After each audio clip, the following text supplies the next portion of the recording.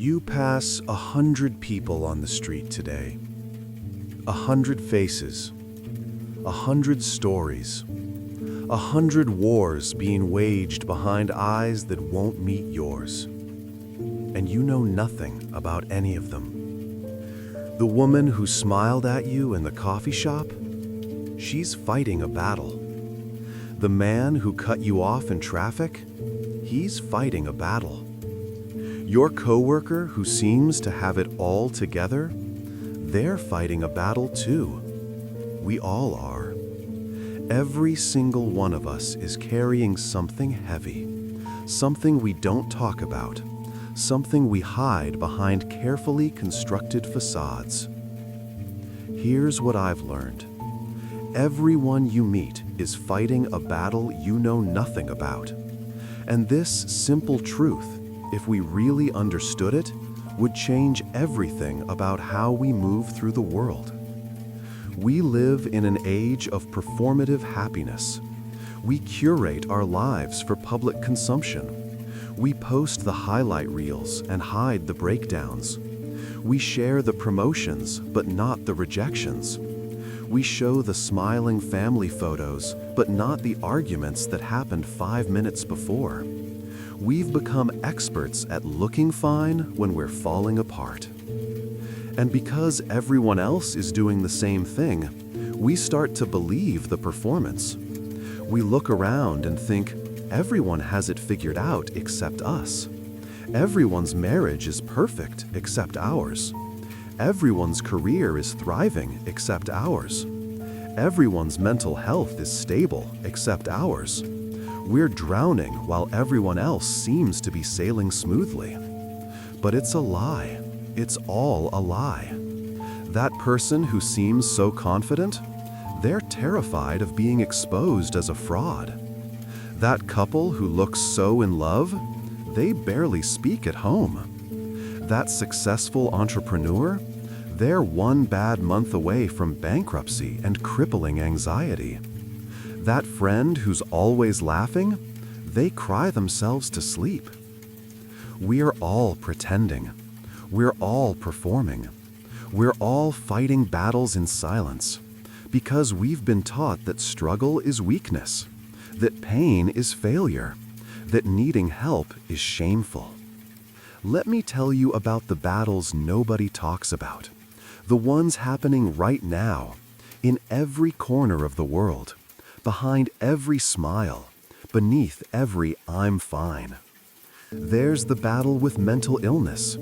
The person sitting next to you on the bus might be fighting depression so severe that getting out of bed this morning felt like climbing a mountain. They might be managing anxiety that makes every social interaction feel like a threat.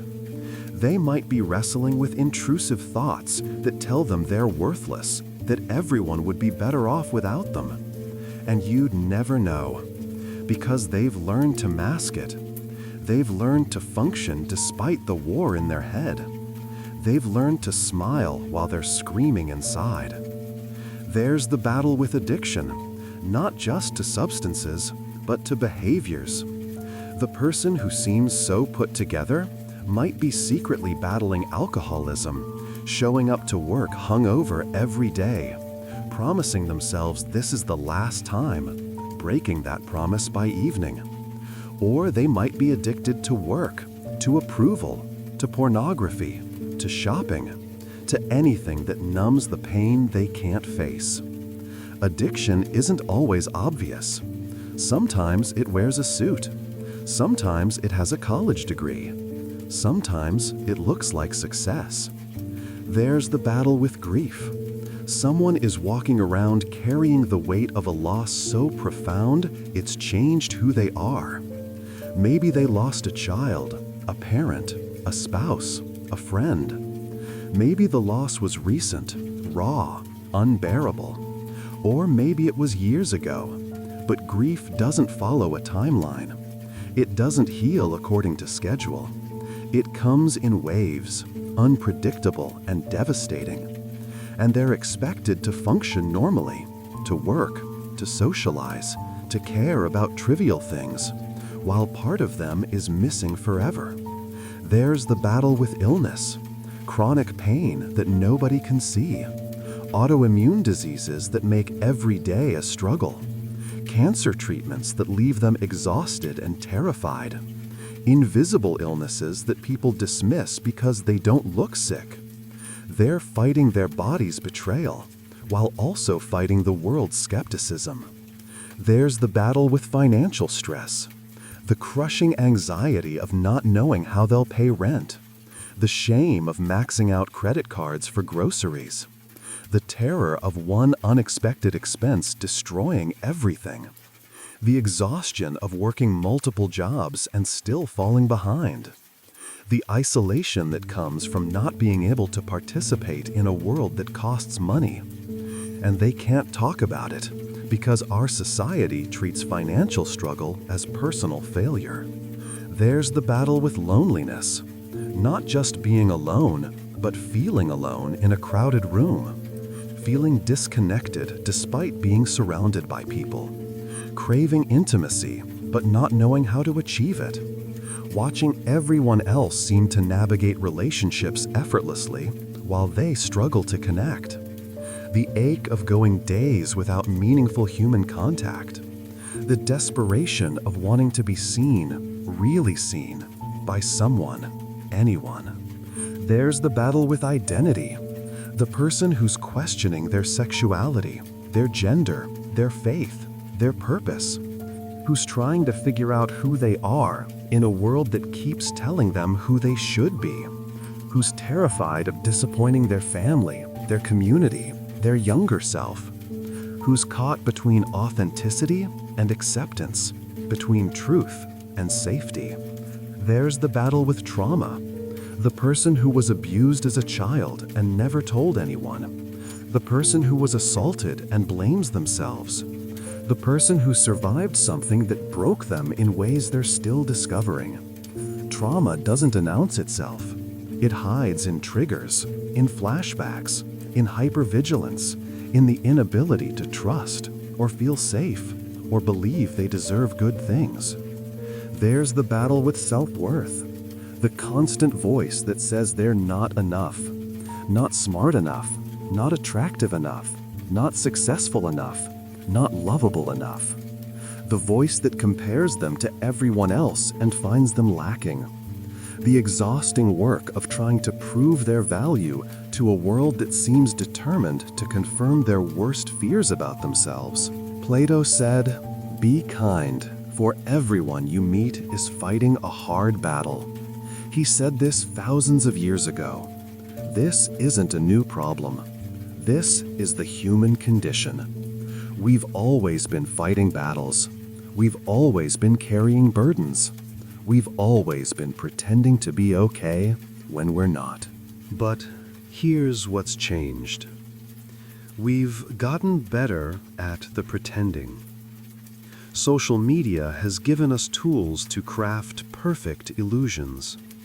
Technology has given us ways to be connected while remaining hidden. Modern life has given us more distractions, more ways to avoid facing what's really going on.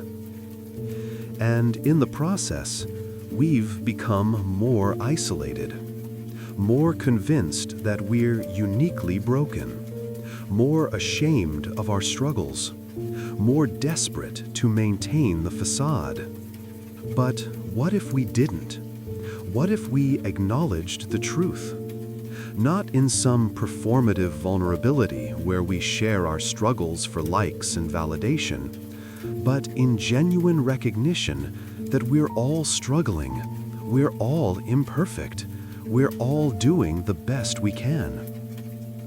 What if the person who cut you off in traffic just got devastating news from their doctor? What if the cashier who was rude to you is working 3 jobs to support their family? What if your friend who canceled plans again is battling depression they haven't told you about? What if the stranger who bumped into you without apologizing just lost someone they love? You don't know. You can't know. Their battles are invisible to you, just as yours are invisible to them. And this is why kindness matters. Not the performative kind, not the I'm a good person kind, but the genuine, radical, unconditional kind. The kind that assumes everyone is doing their best. The kind that gives people the benefit of the doubt. The kind that doesn't take things personally, because it recognizes that other people's behavior is usually about them, not you. This is why patience matters, why grace matters, why compassion matters. Not because people deserve it based on what you can see, but because you can't see what they're fighting. The Buddhist concept of loving kindness practice teaches us to wish wellness for all beings, including the difficult ones, because we recognize that suffering is universal. Everyone wants to be happy. Everyone wants to avoid pain. Everyone is trying to navigate this confusing, painful, beautiful existence as best they can. Does this mean you have to accept mistreatment? No. Does this mean you can't have boundaries? Absolutely not. Does this mean you have to be everyone's therapist? Never. But it does mean you can approach the world with a little more softness, a little more understanding, a little more recognition that you're not the only one struggling. Because here's the thing.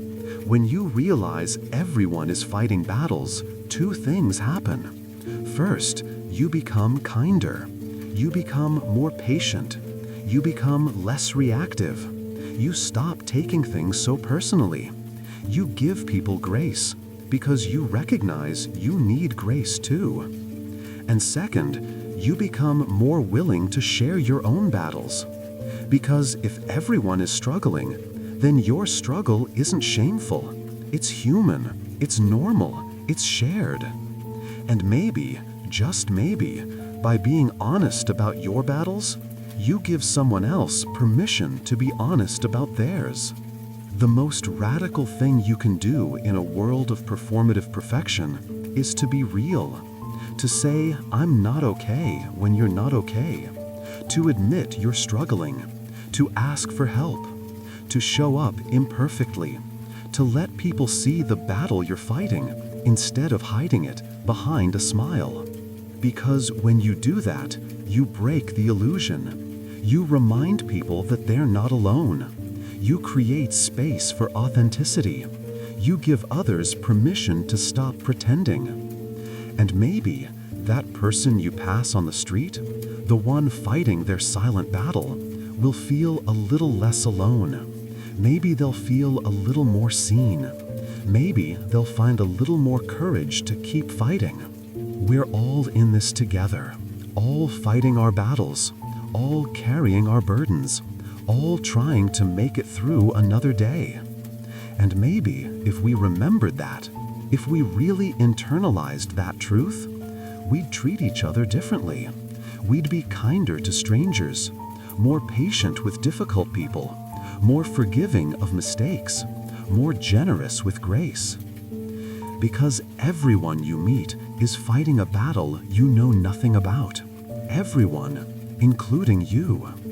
And if we all approached the world with that understanding, it would transform everything.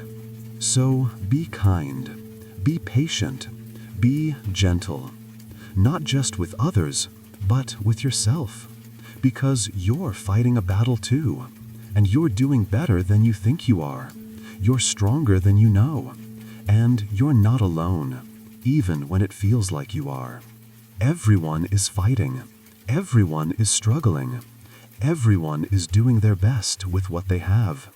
And that shared struggle, that universal experience of pain and perseverance, that's what makes us human. That's what connects us. That's what reminds us that we're all in this together. The battles are silent, but they're real, and they're everywhere. And recognizing that changes everything.